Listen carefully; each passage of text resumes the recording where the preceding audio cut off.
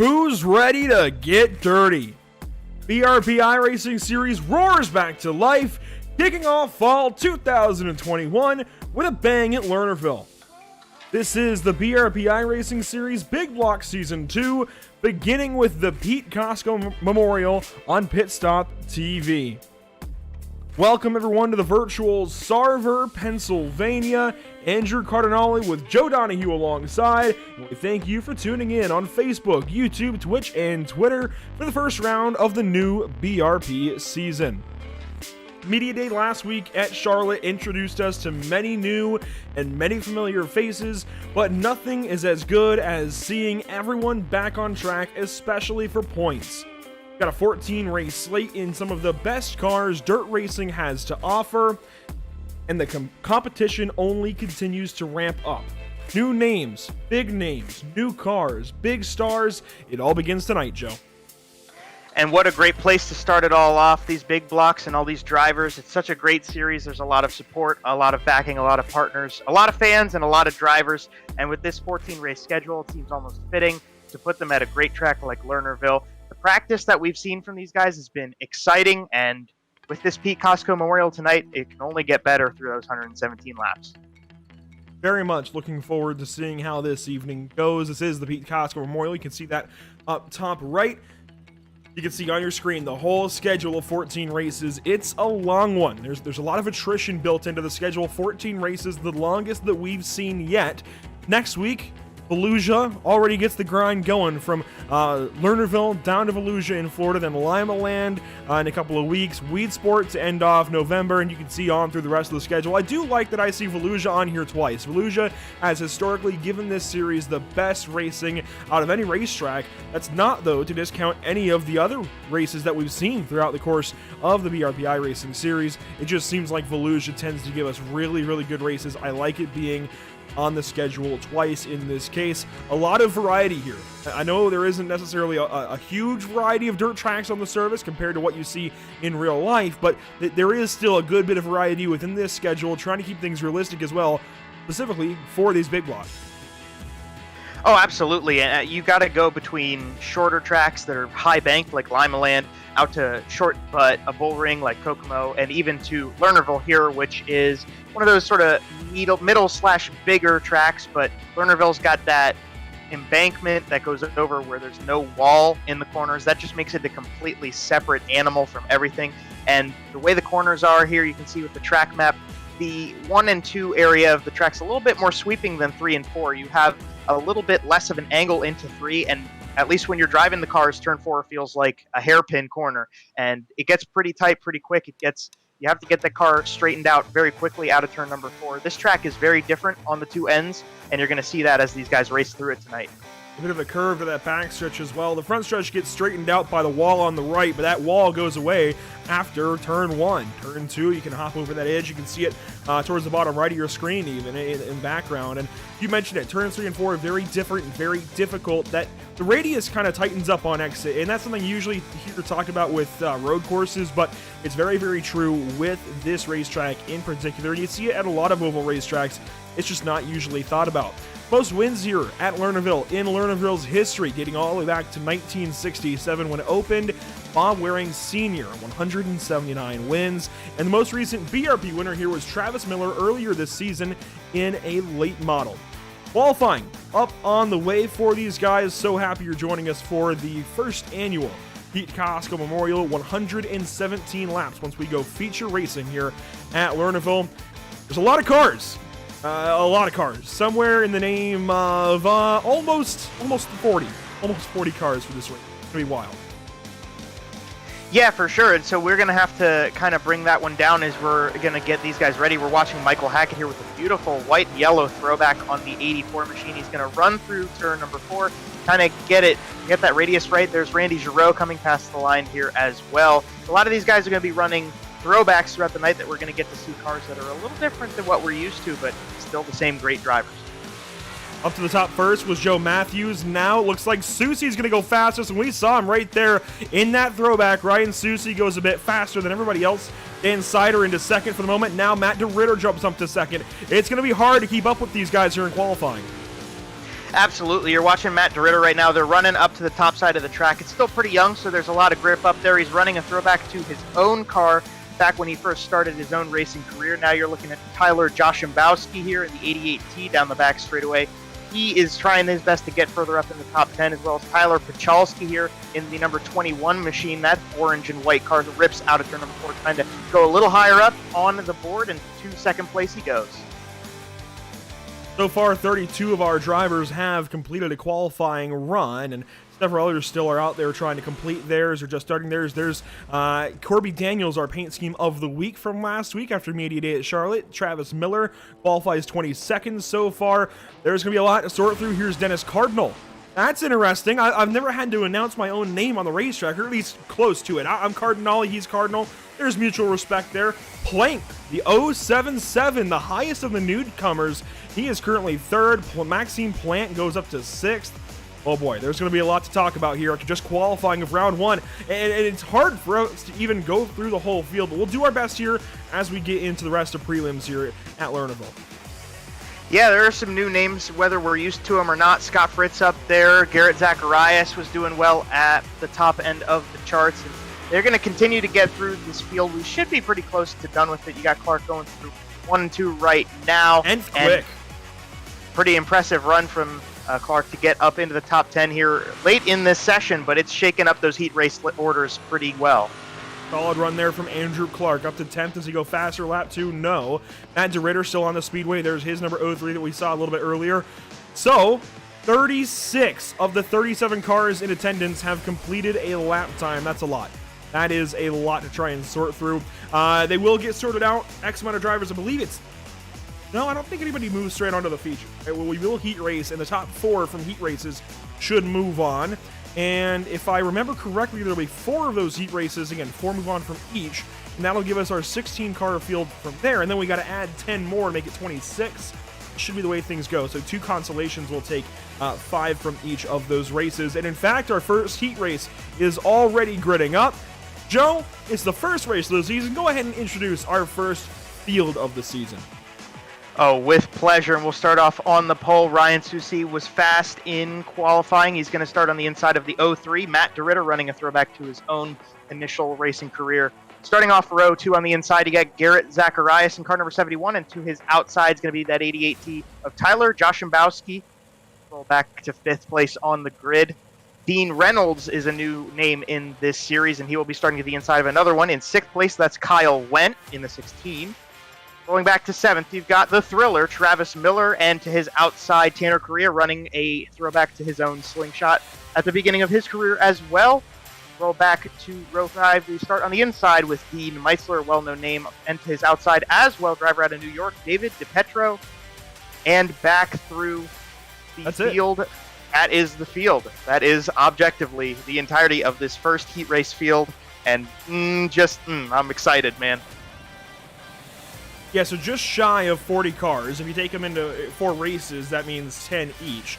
We had 37, so this will be the only race that we should have that has 10 cars. The rest should have 9. And again, 4 will move on from each. So these are our heat races. This is heat number 1 of the new season for the BRP iRacing series. This time around, brought to you by the following partners: BRP, Bicknell Racing Products, MDR Designs, Jam Performance, Lindy, Creative Turnings, and the Super Dirt Car Series. Getting ready to go for heat number 1 from Lernerville. And the field over to Ryan Susi for the first green flag of the season, and it's already out.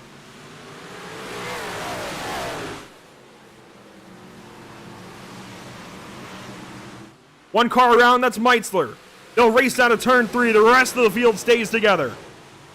It looked like Correa went around as well in turns 1 and 2, but the rest of the guys running up to the top side of the track. Matt DeRitter is going to lead the way with Ryan Susi, and Garrett Zacharias following his trail through 1 and 2. Those front 6 cars stay in a train into turn number 3. Wrapping up lap number 2. Susi second, DeRitter first. Zacharias there in third. Currently the cutoff spot goes to Dean Reynolds. Travis Miller in second place. Is he going to thrill for this heat spot?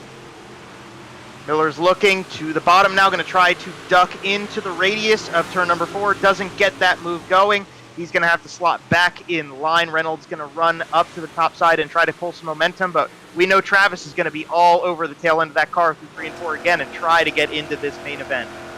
On board here with Travis Miller down the front stretch. That wraps up lap 4. That's the first half done. He's got to find a way into this race, got to find a way into that transfer spot. If you're Travis Miller, you do not want to have to go through the consolation. Absolutely not, and there's so many, a little bit of contact there. All sorts of squirrely right there, but we get it all underway again, and that is going to let Kyle Wendt take advantage of the two of them getting into each other. Kyle Wendt goes from 6th to 4th, and he's making the main as it stands right now, but 2 to go at the line. Kyle Wendt now up into the 4th position. Zacharias, Susie, DeRitter in front. Battles on behind. You can see Miller there in the 22 car. He's got to find a way by Kyle Wendt, one of the brand new drivers of this series. And I'll tell you, Kyle Wendt's been doing a lot of practice with these guys as this white flag's coming out. He's been trying his best. He's trying to get through 1 and 2 as the white flag by Tucson Sound Art is going to get out of the way of the checkered flag as they come through 3 and 4. And to the line, is Kyle Wendt going to hold on? Yes, he will hold on to that transfer spot.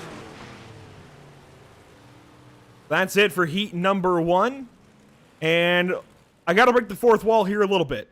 A couple of things going on technically that are, I don't know if you could tell, they're not quite going as it should. We're going to work through this. We're going to keep, obviously, heat racing up for you, but it's not going to look as it should. So race 1, it's already given us some troubles here, Joe.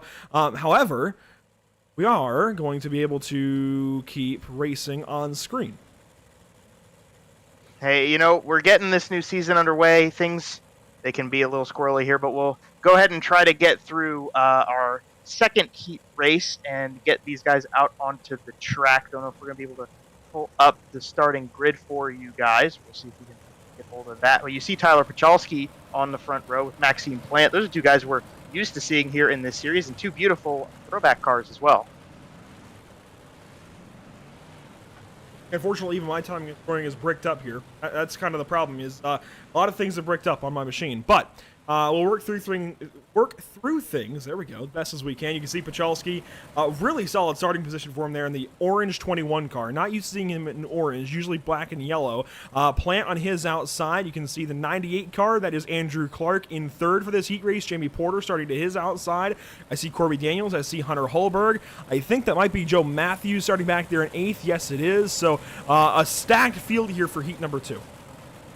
Yeah, for sure. I mean, we know Maxime Plant had a lot of wins previously, and we know that Joe Matthews has been strong, Corby Daniels, Hunter Holberg even has had some strong finishes, Tyler Pachalski, a lot of great names, and then we've got a couple new ones. Jamie Porter's in there too. I mean, it's just going to be a great heat number 2 lineup, and it should be interesting to see what Maxime can do from the top.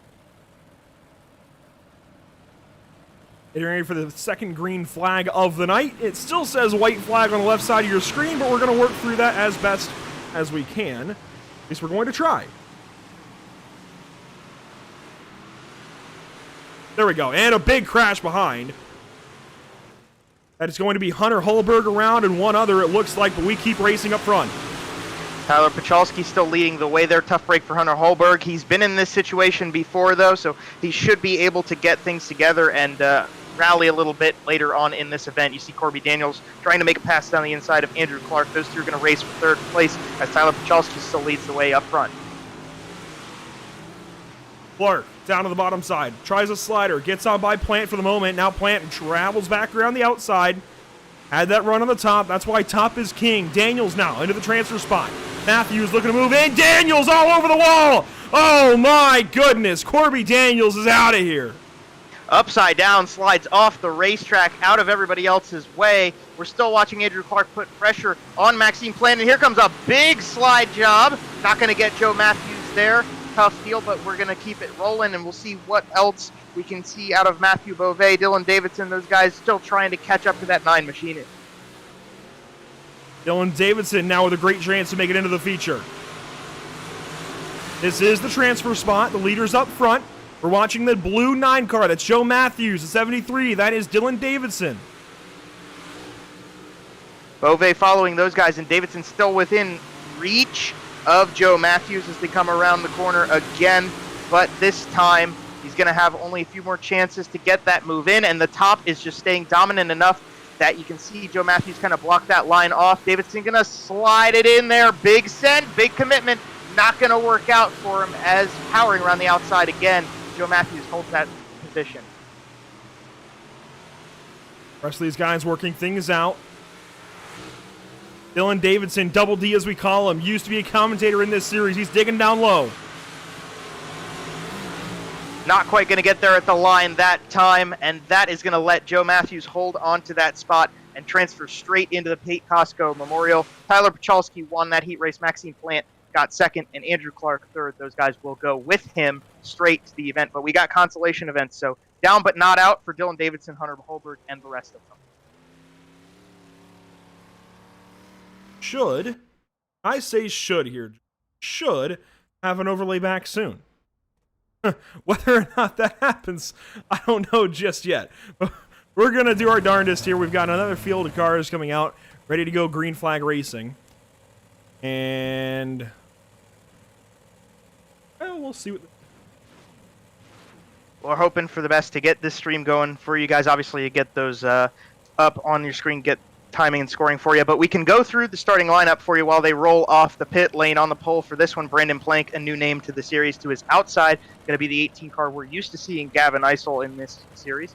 We will start on the outside of row number 1. Dan Sider and Brett Haas are going to share row number 2, two names we know well. Jeff Sharp and the Big Show Randy Giroux will make up row 3, with row 4 being Adam Hilton and Zach Bardsley, and then Richard Pereira is going to be holding up the tail end of heat race number 3. Should be a good group of guys to see a good heat race from. A lot of big names from the past, guys who are consistent and strong in this series.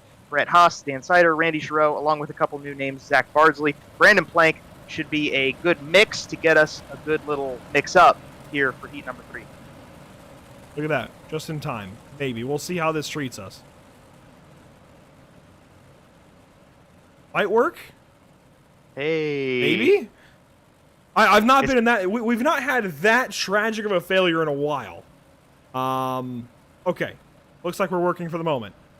A lot of cars in here. It's throwing things for a fritz. Regardless, Plank going to lead us to the green flag, and we're going to get this show back on the road. An awkward heat 2 there. We're back green flag racing.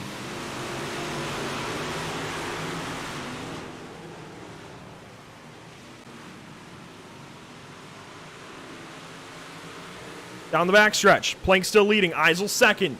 Haas currently in the transfer spot. That is Jeff Sharp down low that's trying to dig on Haas.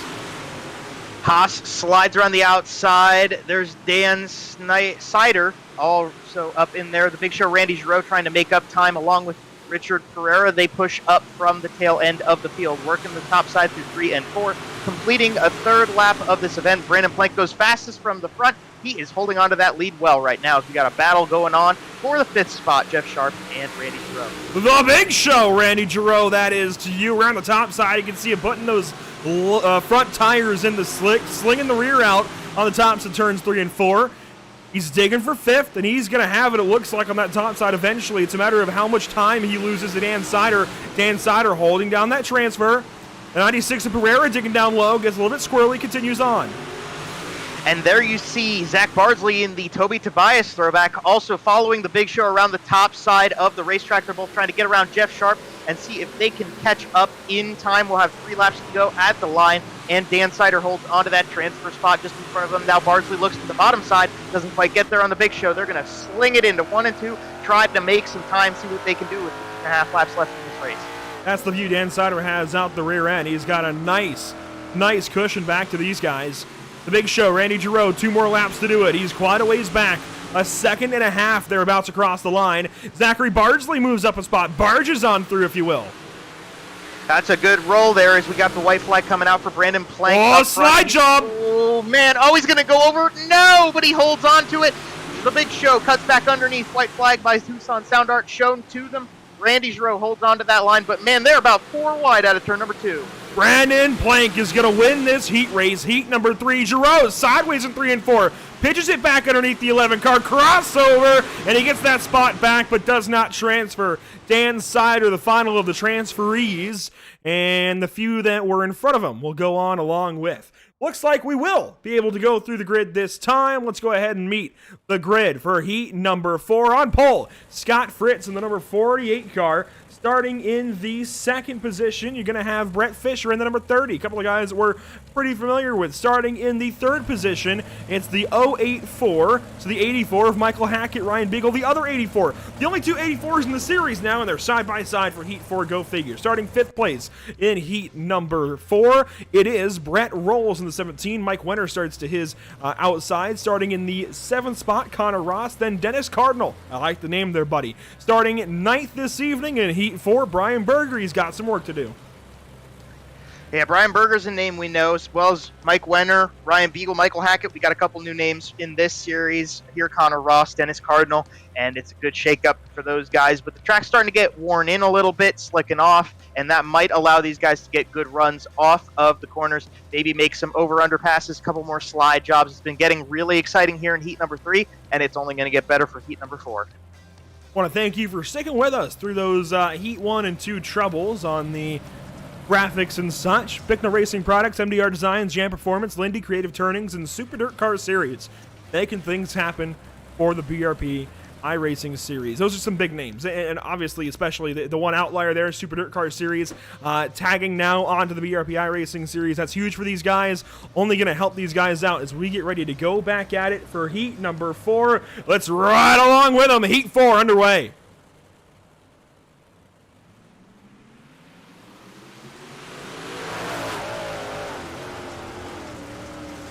Right through the middle.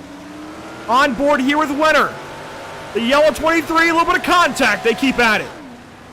They were backed up really nicely on the start, and that's keeping the whole field right together. They're running for the transfer. Mike Wenner is in the thick of that battle. He's going to have to duck down to the bottom side. Ryan Beagle gets to go up to the top, and they are side by side for the final transfer spot into 3.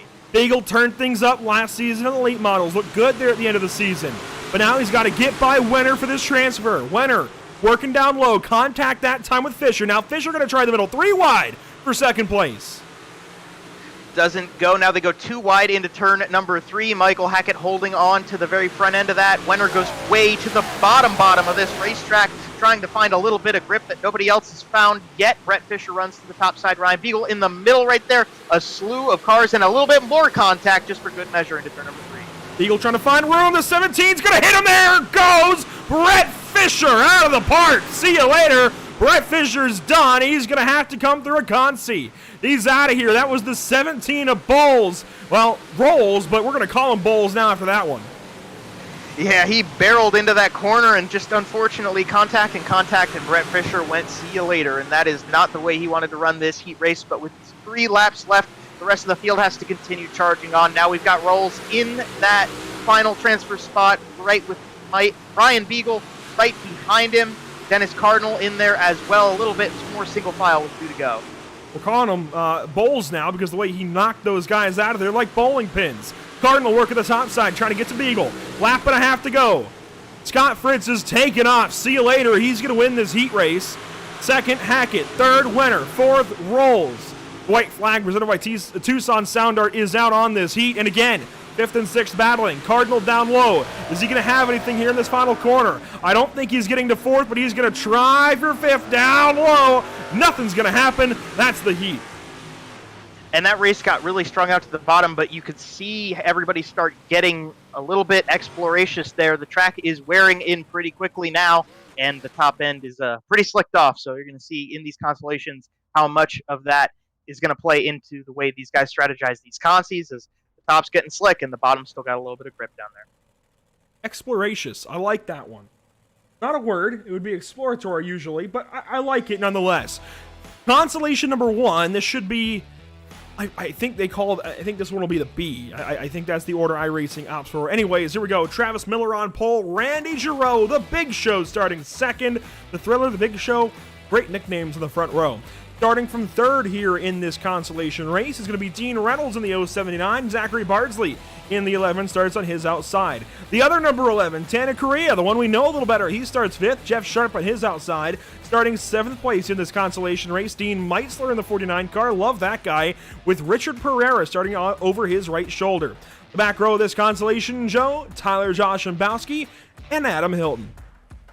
And these guys are going to have 10 laps to try to fight as far up into this order as they can. They're not only when they make that transfer spot and make further progress up into this grid, they're going to be able to get into the feature. They're going to be able to get further and further up the grid in the starting order. And that's, while it is 117 laps, going to be pretty important for the strategy that they're going to use going into that one. But hey, 10 laps, 10 cars, and a couple of them transfer, and it's all on the line right now. You either make it or you don't here.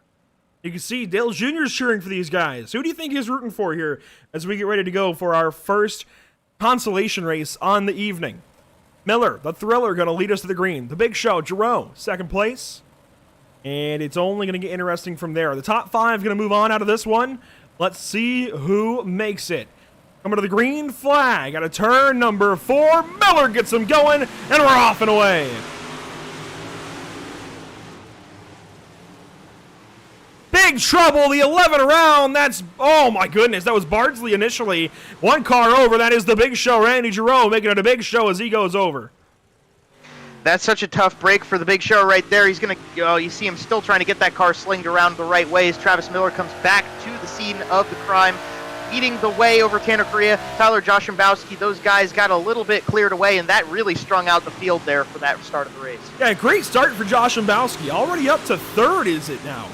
I mean, a hell of a start there for the 88J. He's moved way up, and he's looking pretty good to move on into the feature race for the Pete Cosco Memorial. The transfer spot, however, currently going the way of Richie Pereira. Here comes the 11 of Bardsley back on him. Contact. Zach. Bardsley and Hilton are fast right now. They're bad fast into turn number 1. You're riding on board looking backwards to Zach. Bardsley. Pereira is holding on, but just barely. He's got 2 hungry drivers all over the tail end of that number 96 as they rip the top side. What a solid run through that corner, and Bardsley is going to bring the heat to Pereira this time through 1 and 2. They're all catching up to each other now. Richie could get up there to Dean Reynolds. He could get on by that 79R, and that would make his job a whole lot easier. Let's see what he can do. Now running into lap traffic, the 24 of Randy Giroux. Oh, Adam Hilton, he's out of the park. Hilton tried to go around the outside of Bardsley, and it just got tight, and they off went the 3, and that is a tough break for Adam, just running so hard to try to get into the main show tonight. They run around the outside of Randy Giroux. He's a lap down from these guys. Still up top, 4 laps remaining. Just trying to find a way around is Zach Bardsley right now as they come into turn number 3. Top side still dominant enough that Pereira can block those runs. Once again, it seems like Bardsley's barging on through. He wants to make this feature race at all costs. He wants to go racing for 117, but he's out of here again. Just missed his turn a little bit over the cushion, and off the track went Zach Bardsley, and that's the way Lernerville is. You go hard and you go up to the top side. If you make a little bit of an error on your turn in, you're over the berm and you're off and away. That's a tough break, but Richard Pereira just took a sigh of relief. That's a huge relief to get into this race. Oh, yeah, it is. Now Josh Shabowski going to do battle for second place. Can he do anything here with Correa? Currently in the second spot. The white flag presented by Tucson Sound Art on the field. And it's going to be Travis Miller, the Thriller, out of turn number 4, winning this consolation race. Tanner Correa going to come around in second. Josh Shabowski's getting third. Dean Reynolds and Richard Pereira will be your 5 transfers from the first consolation race we have this evening. What a wild run from start to finish it was. A couple guys went out of the park, and it was still a good race up front. Travis Miller showing them how to do it here at Lernerville. And that is why, even when we have that short meltdown, you got to stick through it. I mean, this is fantastic racing. And it always is with these BRP iRacing Series guys. Another field of drivers coming to you, Joe. And we'll start off on the front row. Starting on the pole is going to be Dylan Davidson in car number 73. To his outside is going to be one of those 84 machines. That's the black and red one of Ryan Beagle. Starting off row number 2 on the inside, Double H, Hunter Holberg in the red number 99. And to his outside, the number 31 of Dennis Cardinal. Roll back to row number 3 on the inside, Matthew Beauvais in car number 1. And to his outside, another one of those new names, Connor Ross in car number 35. Going back to row number 4, you start on the inside with Jamie Porter, a well-known name and a winner in this series. To his outside is going to be the 60 car of Brian Berger. And you go back to the final full row on the field. You got the Beef, Corby Daniels on the inside with Brett Fisher to the outside. And all along is lonesome in row number 6, David DiPetro in the number 68 machine. We did not see David in qualifying or his heat race. This is the first action he's getting on the track this evening. Let's take a look at his throwback. That definitely screams throwback. Don't know what it's to, but a lot of these cars, man, they look great. Of course, DiPietro's there with the number 68. Corbett Daniels looks great with the number 88. I don't know that Jamie's is a throwback or not, but it looks fantastic. I know that 35, that's got to be a throwback for Connor Ross, and Dylan Davidson sporting one as well. The whole field of 11 this time, going to come through turns 3 and 4 and get ready to go back at it. Love listening to these big blocks. Get up on the chip. Here we go, on to turn number 4. The green flag is displayed. We're back at it for another consolation race.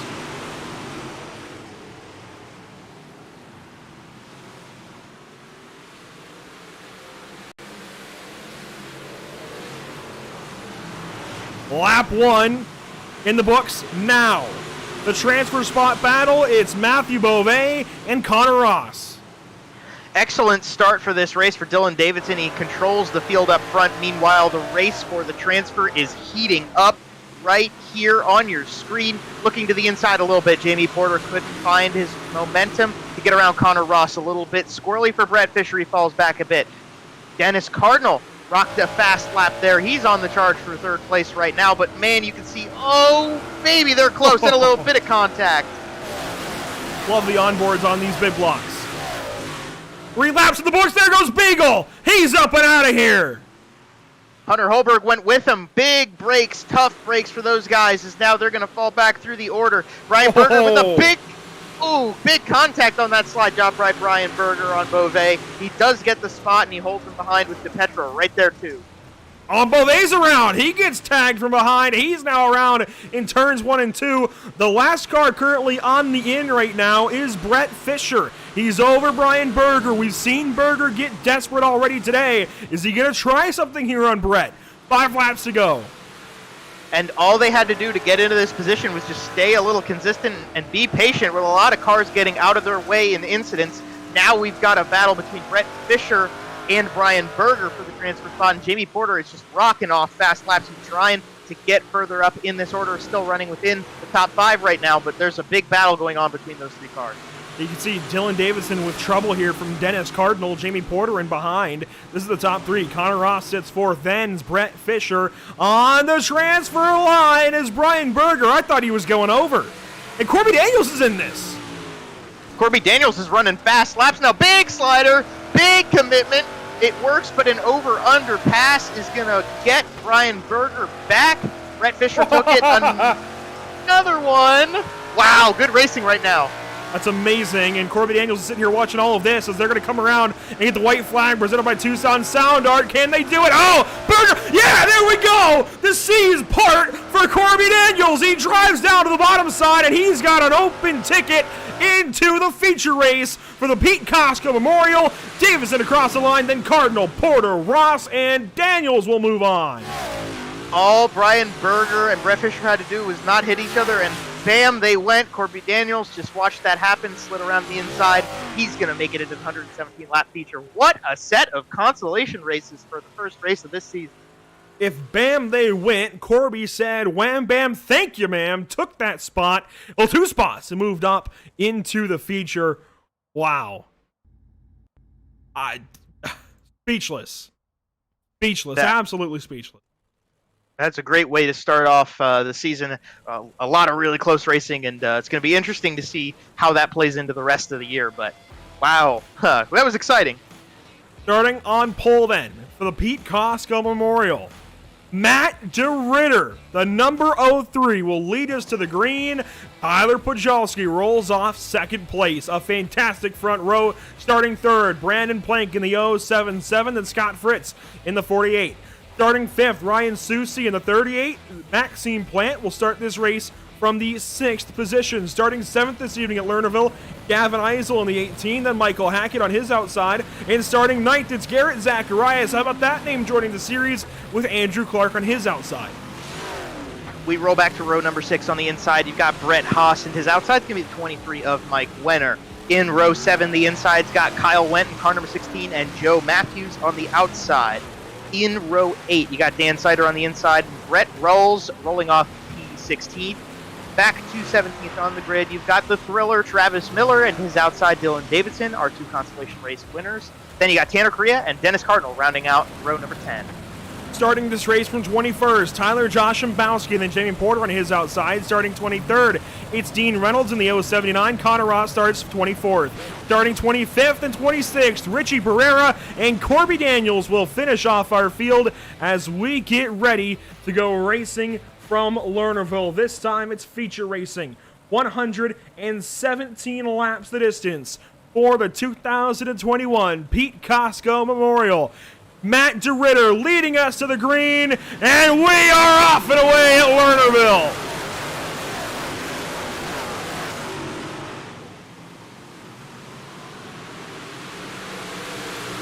The entire field out and off and out wide. Everybody digging for spots. Pachalski's going to lead lap 1. Pachalski ripped around the outside on that start. What a great way to go with it. 117 laps here, so you got to be a little patient. But those guys up top, Matt DeRitter, Scott Fritz, they are not waiting too much. This field is charging, and it's only going to be lap 3 this time by. 26 cars in this field. 37 showed up to virtual Lernerville to try and make it. 26 get to race. The first battle is for third. Lap number 3 going to come around and come to a close of of 117. The 77 down low is struggling. That's blank. And we'll tell you, Yellow out. Oh, we got a yellow out. And okay, and that is going to be the 88 of Joshambowski, and that is going to make a note, as you saw the pace car getting a little up on the binders. Jamie Porter might have been involved in that. The yellow laps are going to be counting in this one, just to make sure everybody's aware. Jamie Porter, Tyler Joshambowski troubles here early on. Let's see what happens to him. Porter down low, Joshambowski in the middle. I'd imagine they have it coming together here to turn 3. And, yeah, Porter just up the racetrack a little bit, takes Cardinal with him. And, oh my goodness, Jamie up and over. Barrel roll, lands it on all fours. Davidson went around, but they get back going. Everybody continues. Yeah, and there were a lot more cars involved in that than we may have originally thought. I saw Dennis Cardinal, I saw Dan Sider, just a lot of guys getting into that corner really hot and sliding in pretty far.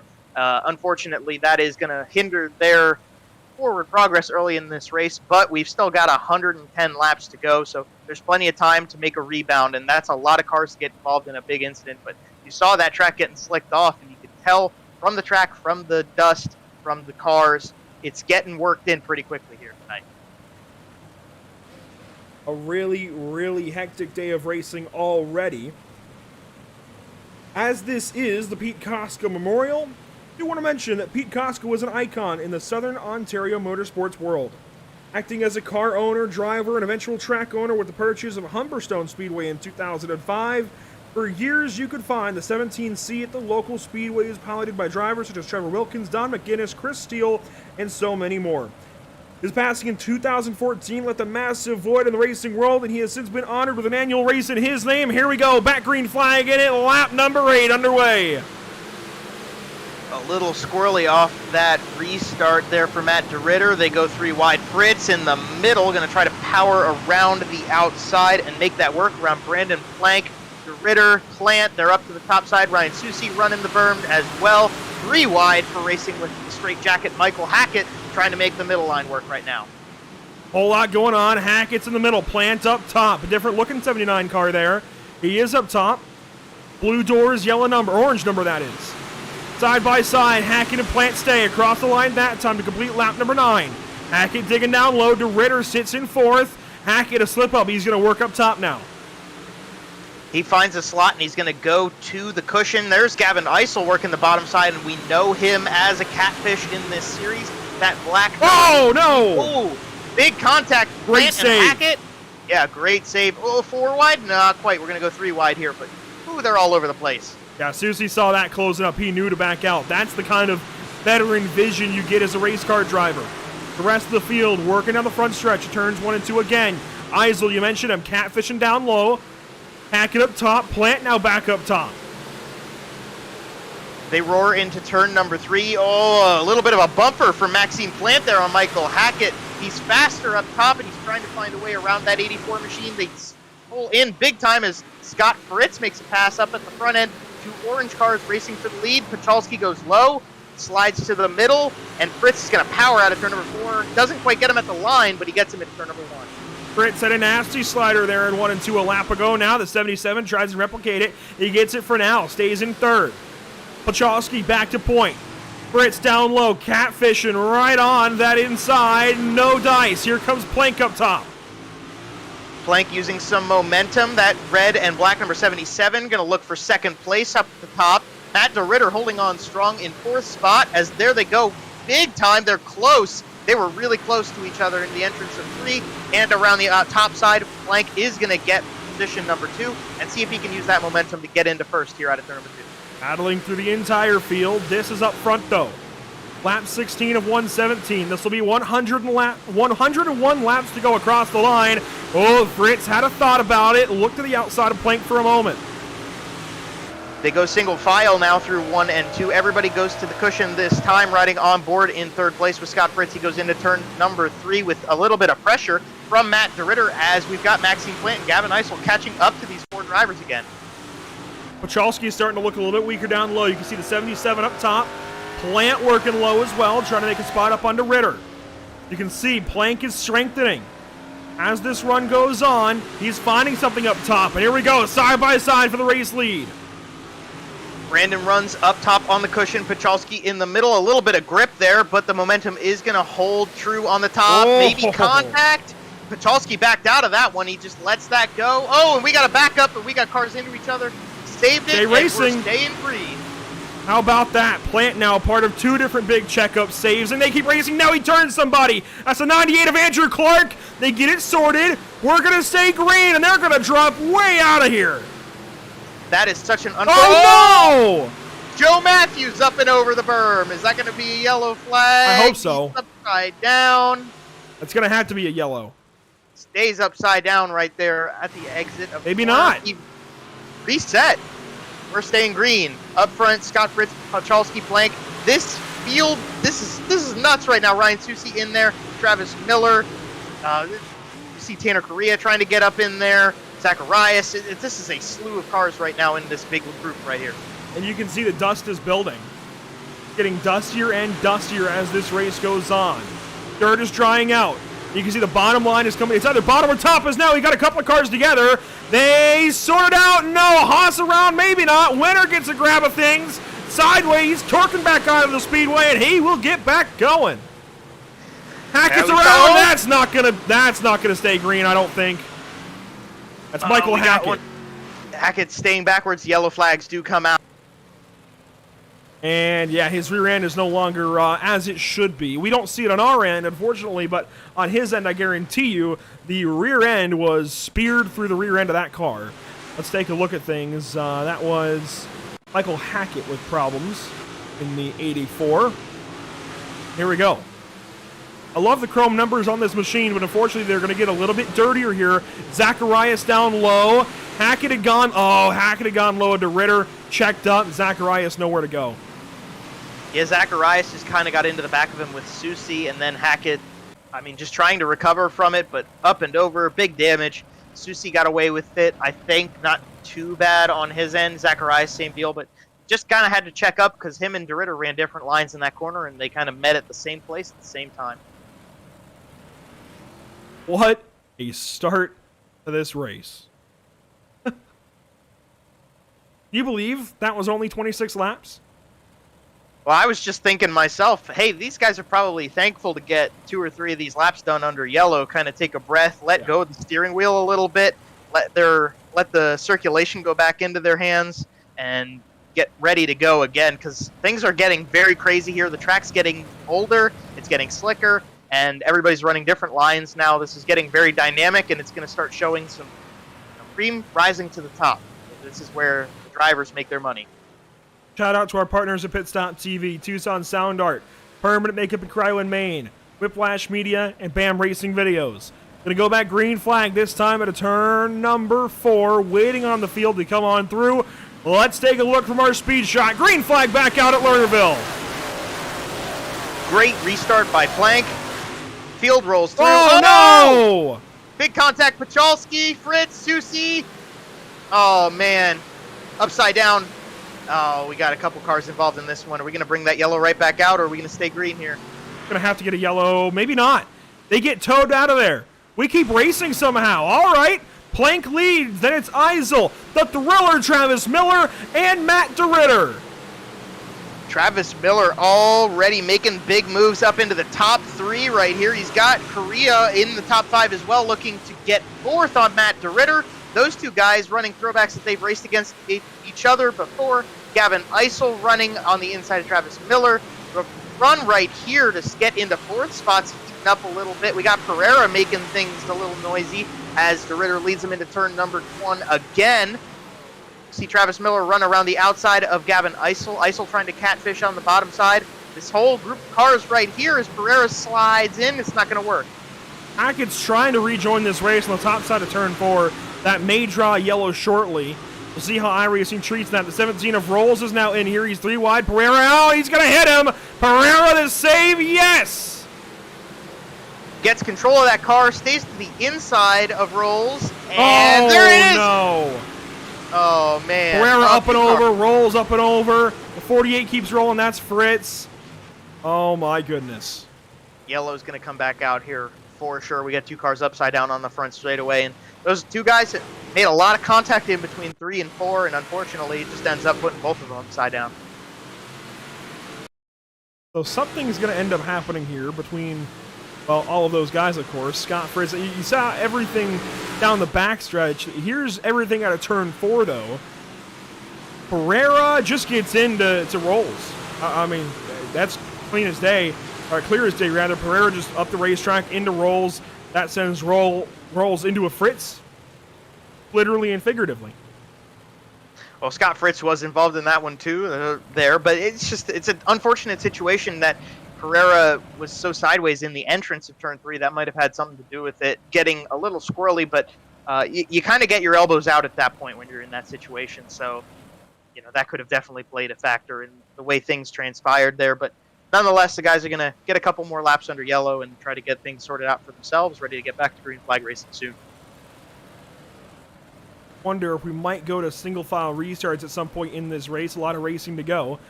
Yeah, 117 laps. The track, you can see it's already getting glossy. It's already getting dried out.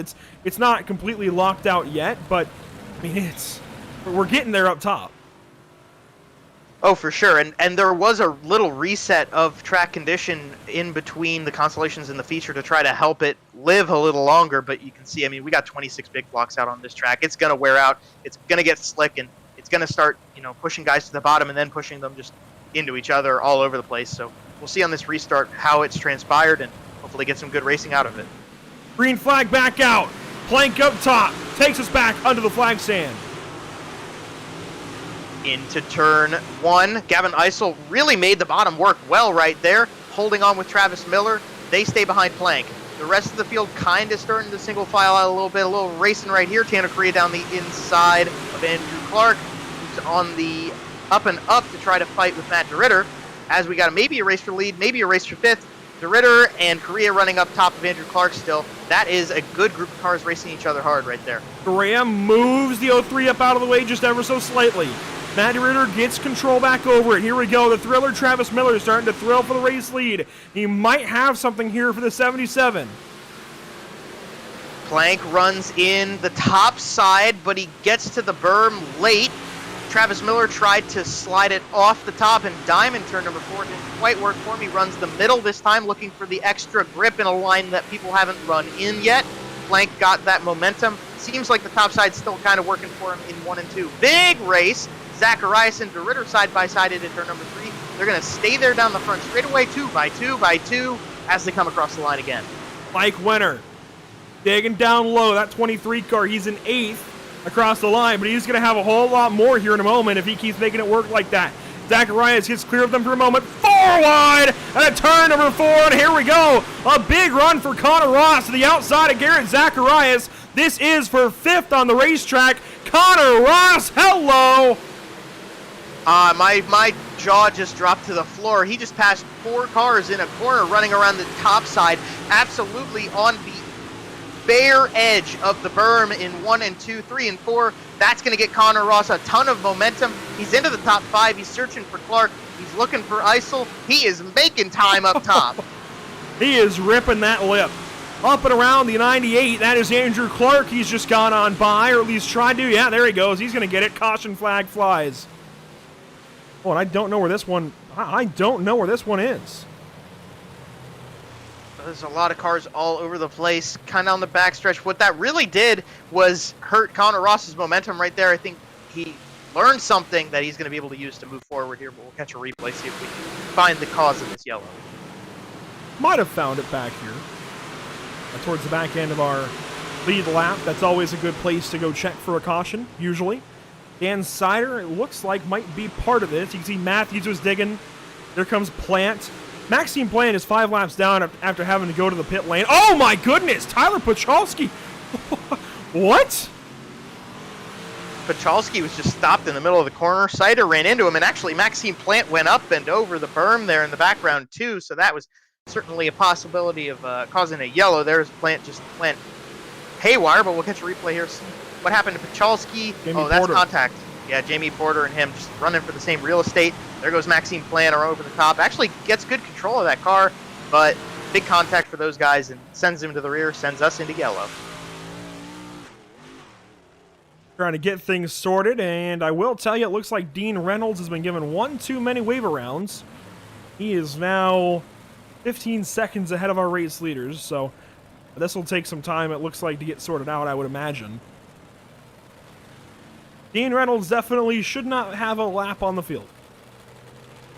Yeah, certainly. Dean Reynolds kind of waiting this race out by the looks of it. He's kind of been more towards the back end, and Garrett Zacharias just jumped the berm on the back stretch, warming those tires up. Interesting strategy, I'll give it to him.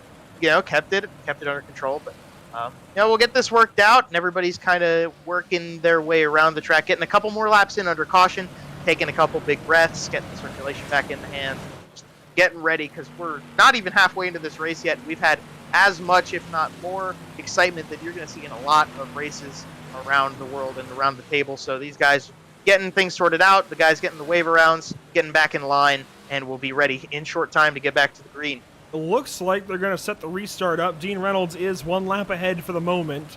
Hopefully that gets sorted out here momentarily. However, coming to the green flag, Miller on the inside of Plank. Plank technically the race leader. Miller's going to have to throw it into turn number 1. He does try, stays low. Got to try a slider. Plank's going to hold on right there, and Miller's going to slide in behind him. Gavin Isel still leading the charge on the bottom side. Connor Ross up to P3, and he is going to stay up top as well. Plank goes to the high side, Miller in the middle, and Isel to the bottom. Yellow flag out, and I think this is to sort out our scoring conundrum. Dean Reynolds is, again, scored as the race leader, but definitely should not be. Yeah, and that's just going to be a result of the previous yellow, so they're going to take a minute and get things sorted out here. Dean should be passed by the pace truck. He should be going to the tail end. Whoa! Corby Daniels, where are you going? Where are you going, Corby? Corby's off the track right here. Might have something to do with the yellow flag, trying to get things sorted out. Catch a replay and see what goes down right here. So here's Corby. Everybody's just kind of getting things worked out. And then on the money, and, well, we're waiting for it. Here it is. I think that's him bailing out to try and sort out scoring. Yeah, for sure. We got a little bit of Monster Jam in here, though, too, so that's always fun. Give a little intermission show to everybody watching the race here at Lernerville tonight, but just get things sorted out. And it seems like there could be a communication breakdown. The whole field just stopped, and Dean Reynolds did not. I think there's an issue communicating with Dean Reynolds right now. He continues on like he has no clue he's a lap ahead. I think this is communication breakdown, and eventually, I'd imagine admins are going to have to step in and black flag the 79, post the 79 for a penalty. The only way they're going to get him to stop. Fortunately, it may come down to a disqualification. I mean, he's not acting as if he's aware of the situation. Up front, we're going to try and go for a restart here, and green flag is back out. Heck of a protective restart there for Brandon Plank. He leads the way into turn number 1. Miller to the middle. Connor Ross to the bottom. That's interesting. He's been running the top so well. Gavin Isel up top. A little bit of a switcheroo from those guys. Travis Miller goes to the top side in 3 and 4. A lot of speed on Plank, but Plank's going to lead back to the line this time. Once again, you'll see Dean Reynolds scored a lap ahead of the field, and oh, Connor Ross goes from the top side to the bottom, and now the bottom is not his friend. He definitely, he's better up top, right up the lip, right behind Andrew Clark. Oh boy, Garrett Zacharias gets into him a little bit down the front stretch.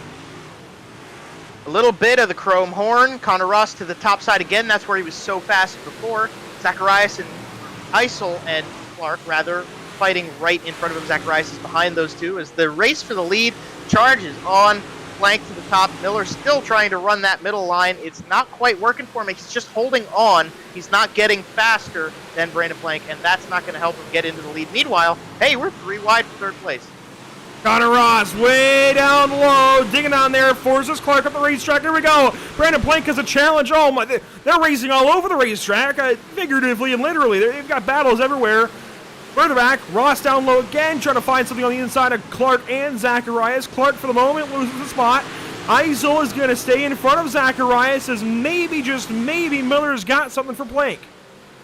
Miller goes to the very top of the racetrack now. Plank still rolling up there. We got a lap car coming into play in short time as they catch the end of that one. Into turn number 1 again, you see Miller is going to try to get that middle line to work.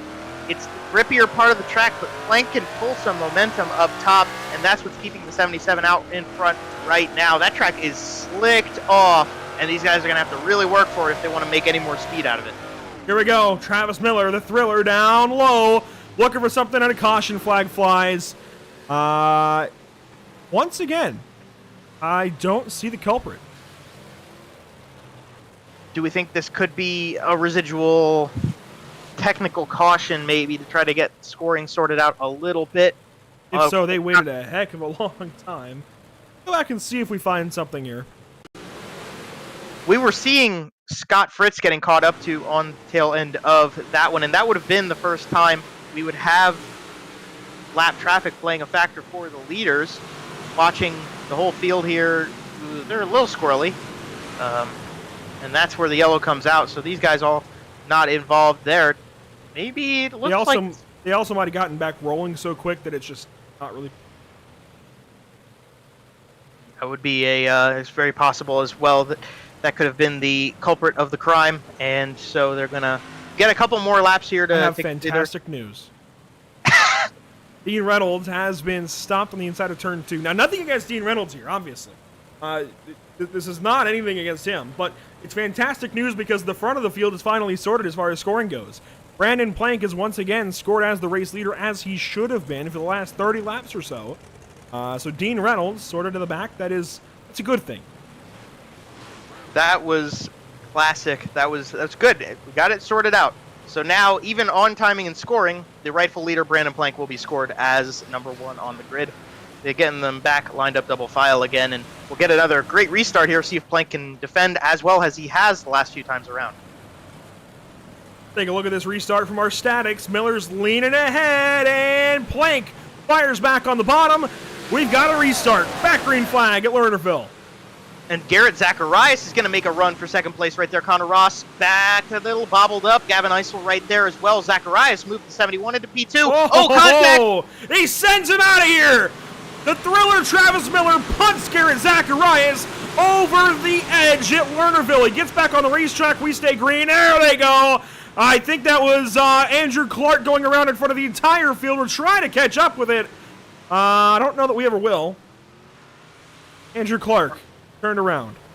Yeah, Andrew Clark. And if I'm not mistaken, that is the Andrew Clark who runs 305 sprint cars all throughout Indiana, Ohio, and Pennsylvania. Getting into things with Brett Haas and Jamie Porter in the middle of that corner. Tough break for those guys. They were having a pretty solid run getting back up to the front end of this one. We'll catch the replay here and show it in its full. Andrew Clark was 5th, and Porter turns him around, and everybody piles in on the top side. Haas, Porter, Zacharias gets a piece. And then actually, most everybody else gets through, but Jamie Porter, who was already a lap down, big troubles there. And you can see, again, one of those things where it's not rendering for us, but you can tell by the pitch of the car, his rear end is knocked out.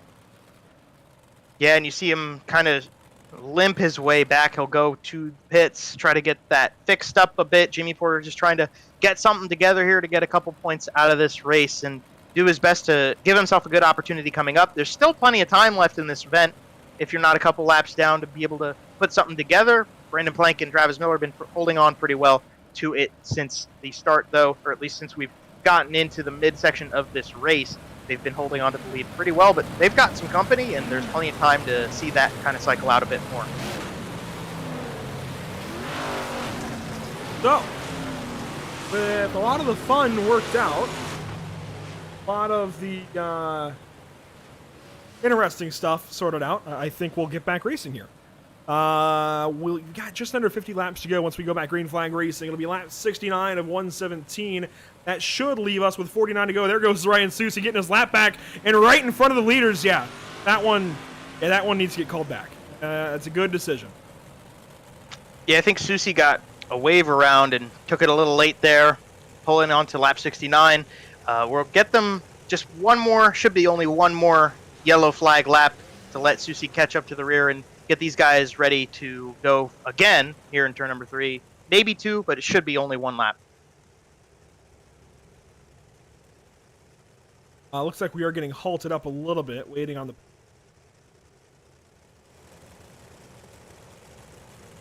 This is something you don't usually see on iRacing, but unfortunately, with 26 big block modifieds going for 117 laps, you will have oddities play out.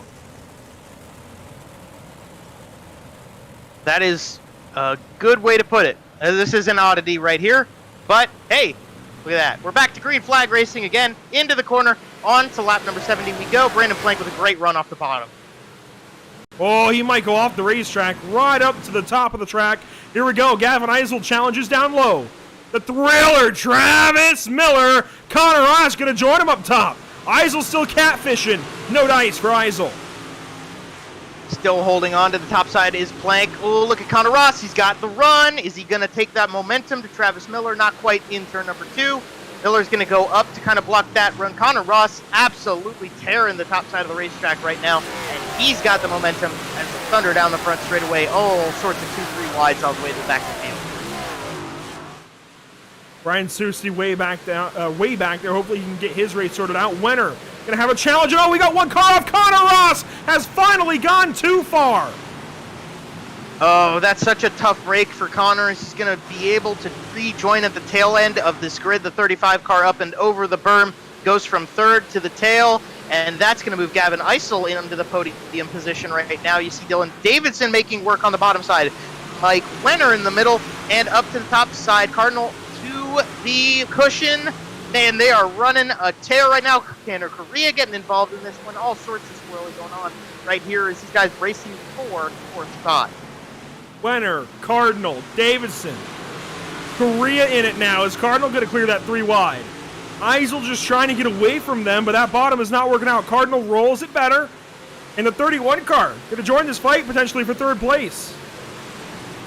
There's so many people trying to run the bottom side of the track right now. It's wearing down, and that extra grip is going away, and that is not playing into the favor of Gavin Eisel right now. He's so good at running the bottom. There he goes! Oh, we lost the 11. Keeps it rolling. Be able to rejoin, hopefully get some room into turn number 3. That got Josh Mbowski a little bit more involved. Dylan Davidson in P5. And they're still running for Gavin Eisel. Around the outside, actually, is going to go Dennis Cardinal. Back up front. Here we go. 40 laps to go this time by the start and finish line. Travis Miller finding a way to try and run back up to Brandon Plank. Down the backstretch they go. Plank still holding a couple car lengths on Travis Miller. There's still plenty of time left. We are slowly but surely catching lap traffic. That is sure to cause things to go a little differently, and that might give Travis Miller a little bit of an advantage. Brendan Plank off the top. He runs to sort of a middle high up to the very top line through 3 and 4. Wow, they're close as they go down the front stretch. This might be the move. This might be the move for Travis Miller. Looks low. Plank's still up on that cushion, keeping the right rear as far up the racetrack as he can. And a caution flag. Dylan Davidson in trouble. And that is right, well, not right, but pretty close to right in front of those leaders. Fortunately, Dylan gets things sorted out and away before those guys get to him in turn number 4. Catch a replay here, see what happened to this number 73 machine. Bring out this next yellow of this race. Mike Winner challenge into 3 and just gets him turned around.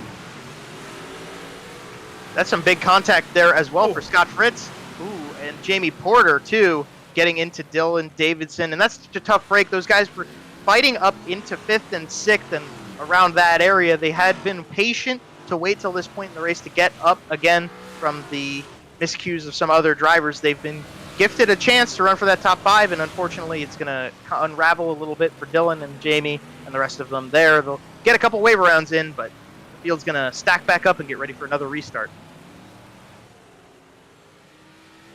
Like pace truck lights are still on. A good cause we're racing for here. Mentioned Pete Cosco and the Cosco Memorial Race. Cosco Haulage is a small trucking operation in St. Catharines, Ontario, servicing the Niagara and GTA regions. Now, gotta be honest, GTA, usually that means one thing. I think it means something different here. Hopefully some Canadians can help me out with that one. Other services, including aggregate sales and backhoe work, are also available. For more information, call 905-935-2886. Again, that phone number for Cosco Haulage, 905-935-2886. 905-935-2886. Lap 83 going to give way to lap 84 in just a moment here. Green flag back out. Plank and Miller are the leaders. Plank is... Oh my! Man, that was not the restart we wanted to see. Cars upside down on the front stretch. Yellow is going to come back out. Pachalski was involved in that one and a couple more. Tyler Pachalski looking like he's going to try out for the next Olympics with that pole vault. Wow, that was quite a move, and that was a pretty good roll there too, Andrew. That got me. But we'll catch the replay here. So Pachalski inside of Zacharias. Yeah, it just got into Went. That gap closed on him pretty quickly. Kyle Went stuck upside down on the front straightaway as well. We got a couple more of them involved. Fritz was in the midst of that too, and that's just an unfortunate situation with these restarts every once in a while. Your gap closes and all of a sudden you're in the thick of it. Unfortunate result for that restart. We'll try it again. Brandon Blank runs way to the bottom. This is still replay. That was just a look at things, yeah. That was just a look at things again as they came crashing to the start-finish line. Brandon Plank will still be your race leader. Travis Miller in 2nd. Dennis Cardinal now in 3rd. Gavin Eisel 4th. Tyler Joshambowski 5th. Garrett Zacharias 6th. Mike Wenner 7th. And Matt DeRitter. Dean Reynolds has sorted back into the top 10. Good for Dean Reynolds. Brett Rawls is 10th. Dan Sider 11th. Then Connor Ross. Andrew Clark. Tanner Correa. Brett Haas. That's your top 15. 16th, it's Dylan Davidson, Double D.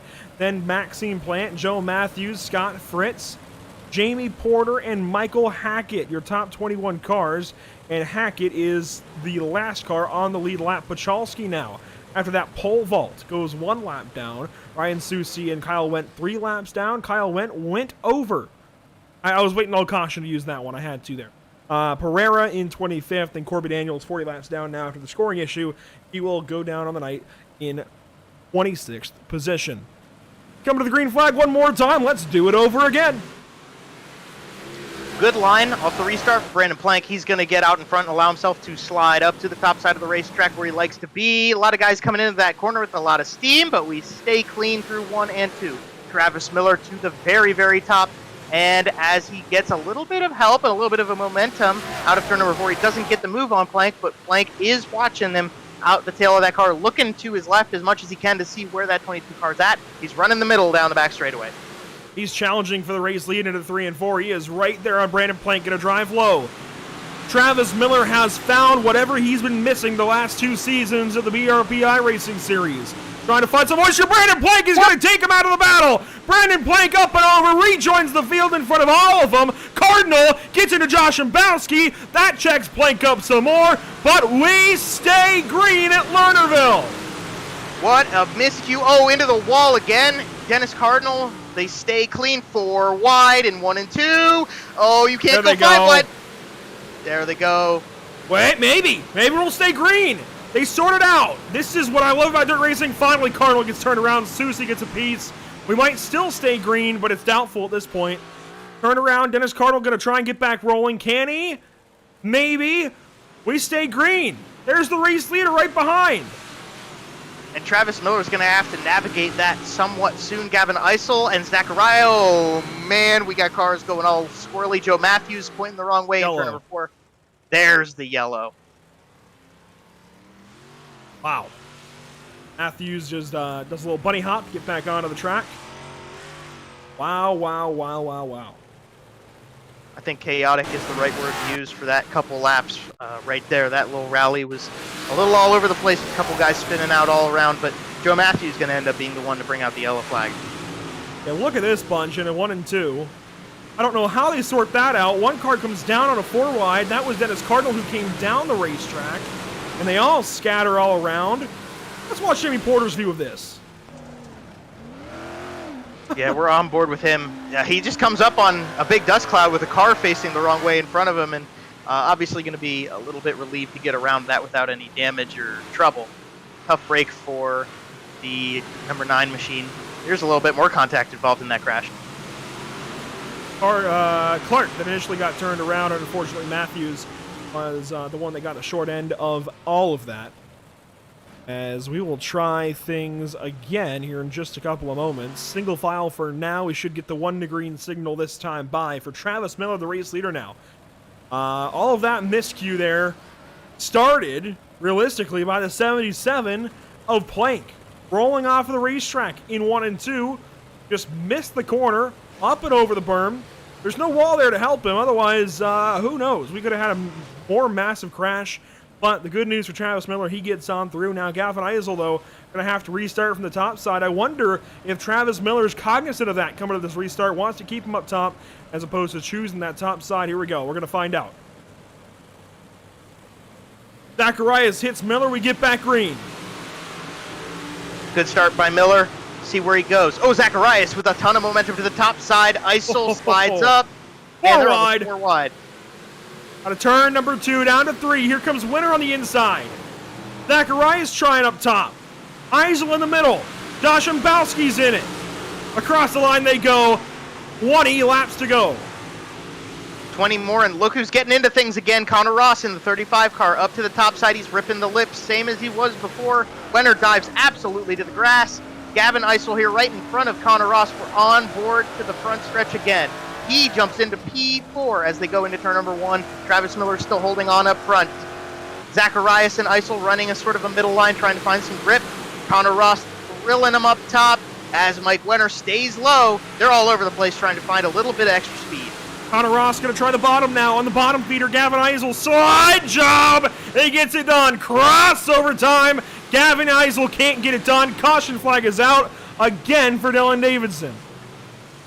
And things were shaping up once more for a really good run right there. Unfortunately, Dylan Davidson, he's getting his car turned around. He should pop back up on the screen. Hey, there he is. Good old buddy Dylan Davidson getting back on the racetrack. Get your replay here, see what sent that 73 car off and away in the berm. Once again, bringing out another yellow flag here late in this race. If we can find it here. Through the trees. Here we go. Dylan Davidson. Oh, all on his own. Up and over. Tumbles down. I'm surprised that brought the yellow out. Yeah, he was tumbled well off down the hill and out of the way of the race itself and away from the track, but it did inevitably bring out that yellow flag that gets this field kind of brought back together with 15 laps to go, so things are going to be shaping up a little bit differently on this restart compared to some of the others I have figured. Wow. Well. What a race we've had so far this season. The Pete Cosco Memorial does not disappoint, clearly. BRP iRacing Series. Presented by Pete Cosco College, of course. Big shout out to everybody at the BRP iRacing Series making this event happen, making this series happen again. It was a long summer without dirt racing here on Pit Stop TV. So glad we're back to it. Big Block Modifieds here for their second season with this series. They are, of course, the Big Block Modified breed here out of Canada, New York, and surrounding regions. Of course, you hear a lot of Niagara, a lot of Ontario, Canadian regions. Good to have them all back. Green flag going to come out one more time. Lap 104 of 117. And they run through the middle of this very worn-out racetrack. Zacharias on the top. Travis Miller. Look at how close they are to the edge. Travis Miller rips it to the line. He stays up front. Connor Ross to the bottom, trying to make that 35 work way low on the bottom feeder, Gavin Eisel. Connor Ross down low, looking for something for third. But Garrett Zacharias has sat back for most of this day. He's one of the bigger iRacers here on the dirt side, joining and I feel like elevating the competition in this series. One of the names that I recognize anyways, without even recognizing the BRP guys. But contact there to turn 2. Eisel's around the top side. Contact. Eisel gets turned around. And a big junk. Oh, big junker. Oh, Tyler Pachalski going way off. And there's Connor Ross still backwards. Michael Hackett now. Oh, man, that's a big shunt on the front stretch. It looks like Scott Fritz tried to help out Michael Hackett a little bit, get him back on his serve. But that all transpired from a little bit of a bobble out of turn 2 from the race leader. Wow, again. Take a look at things, try and figure all of this out. It starts out with Zacharias and Eisel, sends the 18 off, then they all kind of pile in.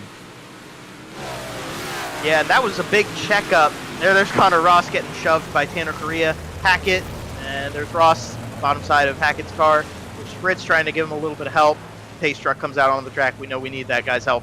That all seemed to transpire off of Eisel getting spun a bit. Zacharias was trying to find a way around Miller out of turn number 2. That Miller got a little bit of a bobble and contact up at the front end of the field. It just kept going back and back and back in the field until finally a couple of these guys got involved in a wreck. A couple of them over on the front stretch. Get it figured out. Get it set in a way. We're under 10 laps to go in this feature. I can't believe it. This is chop block time. I mean, this is where these guys need to get these restarts down. Travis Miller, your race leader. Garrett Zacharias second now. Brett Rawls into third. Remember we called him Brett Bowles earlier? See if he can bowl his way to the front on this restart. He's going to need some luck, I think. Pace car lights are out. We are single file? All right, changing things up here. I don't disagree. Let's see how this goes. Travis Miller now with the clear advantage on this restart. That's going to really change things up. Lap 110 going to give way to lap 111. We're going to have 7 laps to go at Lernerville. Miller, the race leader, green flag back out.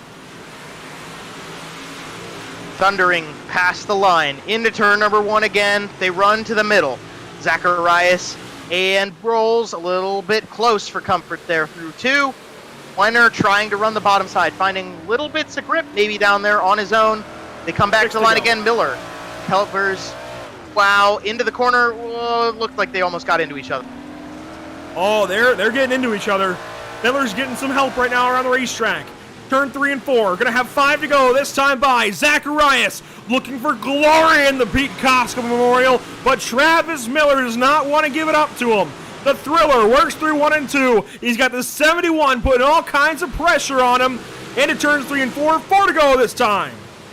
And hey, big props to Zacharias. That car's running really well right now with this track worn to the bone. They come past the line. Now they got 4 to go. Big run into the corner by Rawls. He's trying to see if he can get up there. Looks like Zacharias giving Miller a big shove the whole way through 1 and 2. We'll see what they do 3 and 4. A little checkup by the 71. Here we go, side by side. That's what Miller needs. He needs to back Zacharias up to Rolls and get them fighting. That might peel the 71 off of the 22. Here comes Brett Rolls. Around the top? No, not going to happen. Zacharias maybe downstairs? Nope. This will be 2 laps to go. Popsicle sticks at Lernerville. Looks like Zacharias is really being very exploratory right now. He goes a little bit up on Travis Miller. Oh, he's got momentum on the back straightaway. They're side by side into turn number 3 again. Zacharias runs the berm. Miller stuck in the middle. End of the white flag presented by Tucson Sound Art. Zacharias gets it. Garrett Zacharias going to have to really defend here down to turns 3 and 4. Wait for the slide job maybe for Travis Miller. No drive out of the second corner. The Thriller going to try to thrill here at Lernerville. Does not hop the berm. And Garrett Zacharias wins the Pete Cosco Memorial at Lernerville.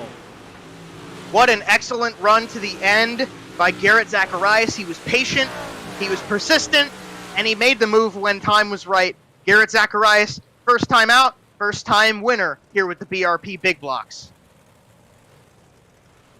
BRP iRacing Series race winner, the number 71. Garrett Zacharias getting things done. A big round of applause, ladies and gentlemen, for the newest Lernerville race winner.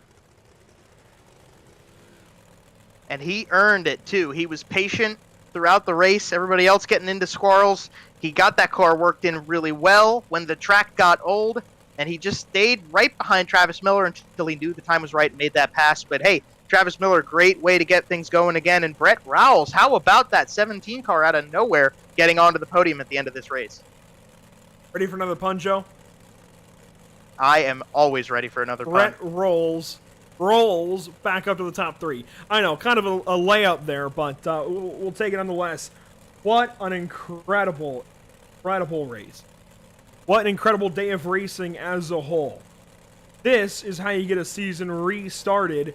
The BRP iRacing Series, guys, they're always exciting. That was nothing short of exciting. That only increased my expectations for this season.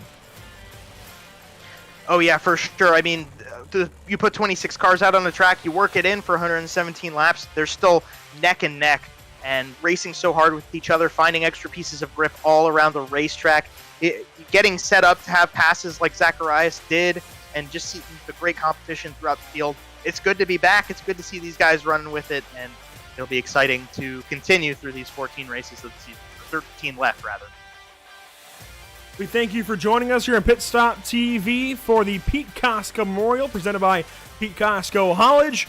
We're going to take a step aside, let these drivers catch their breath. Going to try and do the same here in the broadcast booth. We'll be right back to you with post-race coverage from the Lernerville Speedway, round number 1 of the BRP iRacing Series.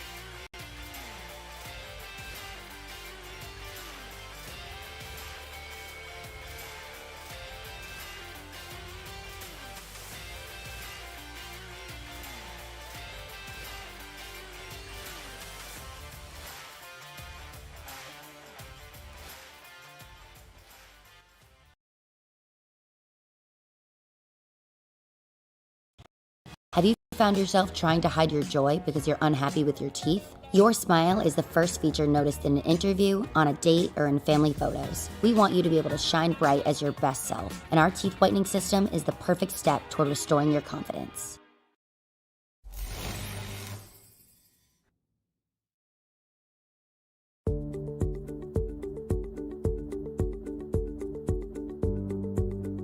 Sound art is a product that is a speaker and it's art. We combine it together and we call it sound art. What makes it so unique that any picture can be your speaker? Sound art gives you the high quality sound without the ugly speaker. This isn't a picture with a speaker, the picture is the speaker. Just imagine your wedding picture uploaded onto a canvas and now it's speaking 10,000 tunes. I mean, it's a very cool concept. What we like so much about it that you can take anything that means something very special to you, upload it on the canvas, have it hanging up in your room, your balcony, wherever you want to put it, and now it's a speaker. I mean, how cool is that? It's something that we have that and no one has. No one has this product. It's just a great gift to give anybody. It's just a neat concept. Around here we say, art never sounded so good.